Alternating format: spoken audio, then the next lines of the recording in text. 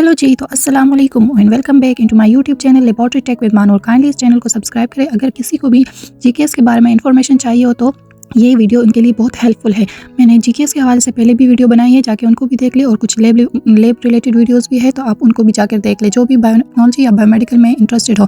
अब हम सर्च करते हैं कि जीकेएस क्या है, तो गूगल में जाना है, सबसे पहले सर्च करना है जीकेएस या फिर सर्च करना है व्हाट इज़ जीकेएस। तो आपको इन्फॉर्मेशन मिल जाएगी जीकेएस के बारे में। अब हम पढ़ते हैं कि व्हाट इज़ जीकेएस। तो जीकेएस का मतलब है ग्लोबल कोरियन स्कॉलरशिप, जो कि एक प्रोग्राम है जो कि फंडिंग प्रोवाइड करता है इंटरनेशनल स्टूडेंट को जो भी हायर एजुकेशन पढ़ना चाहते हैं।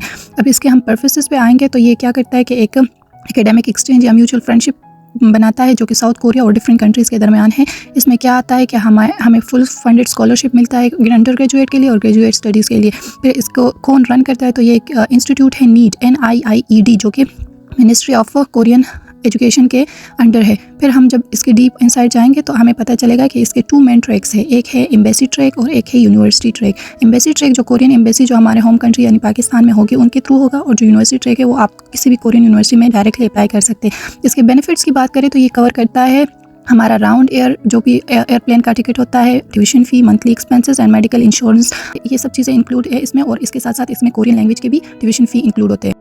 तो ये थी कुछ बेसिक इन्फॉर्मेशन। अब सबसे पहले जब आपने जीकेएस के लिए अप्लाई करना है तो हर साल जीकेएस के लिए जो लोग अप्लाई करते हैं उनकी गाइडेंस के लिए एक गाइडलाइन बुक आता है। तो सबसे पहले आप लोगों ने वो गाइडलाइन बुक देखना है और उसको रीड करना है, उसका हर एक पॉइंट समझना है कि आया उसमें ऐसा क्या। तो आप लोगों ने जाना है जीकेएस प्रोग्राम डिग्री में और आपने सर्च करना है अबाउट जीकेएस। यहाँ पर जीकेएस के हवाले से जो नीट है वो इसको रन करता है, यहाँ पर सारे इन्फॉर्मेशन दिए हुए होते हैं। यहाँ पर देखें तो यहाँ पर जीकेएस के हवाले से फिर से एक इन्फॉर्मेशन दी है कि अगर आपने मास्टर के लिए अप्लाई करना है तो 1 ईयर लैंग्वेज होगा, 2 ईयर डिग्री प्रोग्राम होगा। डॉक्टोरियल के लिए अप्लाई करना है तो 1 ईयर लैंग्वेज होगा और 3 ईयर्स आपका डिग्री प्रोग्राम होगा। इसके अलावा जो क्वालिफिकेशन है कि कौन कौन अप्लाई कर सकते हैं, तो आपके पास कोरियन सिटीजनशिप नहीं होनी चाहिए। इसके अलावा आपके पास जो भी वो डिग्री आपने अगर मास्टर के लिए अप्लाई करना है तो आपके पास अंडर ग्रेजुएट की डिग्री होनी चाहिए। इसके अलावा आप लोगों के पास आपकी एज कितनी होनी चाहिए वो रिक्वायरमेंट्स दी हुई है। और इसके अलावा आप लोगों का CGPA आप लोगों का कम से कम 80% से अबव होना चाहिए।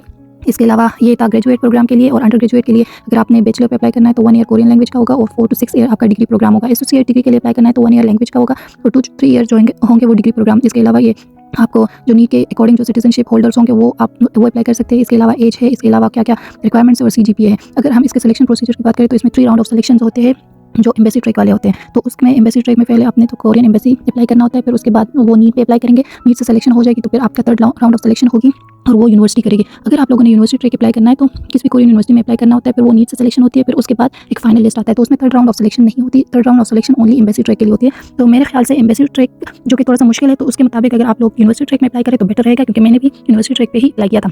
अब इसके बेनिफिट्स की बात करें तो ये एयरप्लेन जो भी आने जाने का टिकट होता है वो कवर करता है, लैंग्वेज फी, ट्यूशन फी और मंथली अलाउंस भी कवर करता है। इसके बाद आपने सिंपली सर्च करना है गाइड बुक ऑफ जीकेएस 2026 जो कि अंडर ग्रेजुएट के लिए अभी आया है।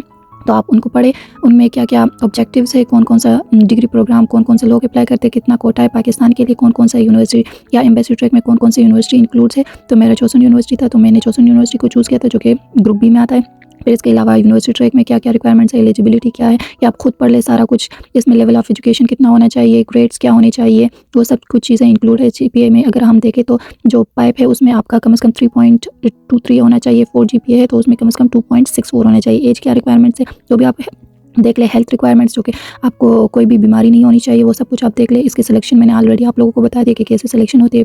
एम्बेसी फिर नीट, फिर यूनिवर्सिटी सिलेक्शन करती है, फिर फाइनल लिस्ट आता है। लेकिन यूनिवर्सिटी से यूनिवर्सिटीज़ सेलेक्ट करती है, फिर नीट सेलेक्ट करता है, फिर फाइनल लिस्ट आता है। तो उसमें 3rd राउंड ऑफ सिलेक्शन नहीं होती, तो जो कि ईजी है।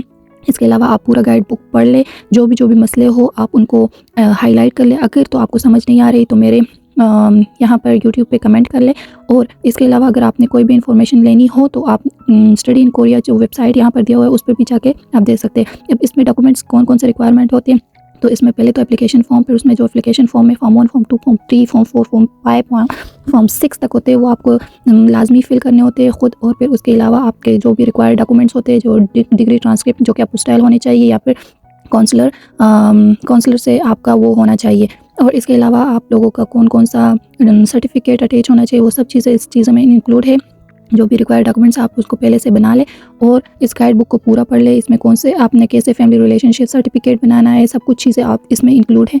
तो अगर तो आप चाहते हैं कि आप कोरिया आना चाहते हैं तो आप ज़रूर ट्राई करें, ये बहुत बेटर स्कॉलरशिप थे। इसके अलावा आप यहाँ देखें तो आपको इंग्लिश प्रोफिशिएंसी सर्टिफिकेट भी चाहिए। अगर आपके पास टॉपिक आइल्स है तो बहुत अच्छा है टॉपिक, जो कि कोरियन प्रोफिशिएंसी टेस्ट होता है, वो आपके पास कम से कम 2 इयर्स उसके होते हैं, वो जो कि वैलिड होना चाहिए। आइल्स का भी इस तरह होना चाहिए, तो अगर वो है तो बेटर है, अगर नहीं है तो मेरे पास भी नहीं था, मैंने अप्लाई किया था थ्रू इंग्लिश प्रोफिशिएंसी सर्टिफिकेट, जो कि मैंने अपनी यूनिवर्सिटी से लिया था। तो आप भी इसको पढ़ ले, इसमें यूनिवर्सिटी की इन्फॉर्मेशन सब कुछ दिया हुआ है, तो आप इनके बारे में मालूमात भी कर सकते हैं, इन्फॉर्मेशन ले सकते हैं, कॉन्टैक्ट भी कर सकते हैं। तो ये थी कुछ बेसिक इन्फॉर्मेशन अबाउट जीकेएस। आपने इस गाइडलाइन को पूरी तरह पढ़ ले, और इसके बाद मैं जो वीडियो बनाऊंगी वो मैं बनाऊंगी अबाउट कैसा एप्लीकेशन फॉर्म फिल करना है, कैसे कैसे रिक्वायरमेंट्स है, क्या क्या ऐड करना है, और कौन कौन सी बातें ऐसी ऐड करनी है जैसे आपको जीके स्कॉलरशिप मिल सकता है। तो जीके एप्लीकेशन फॉर्म कैसे डाउनलोड करना है, उसको फिल करने का तरीका सब कुछ मैं बताऊंगी। So stay tune with me. मेरा चैनल सब्सक्राइब करें, लाइक करें और शेयर करें। Thank you so much for watching.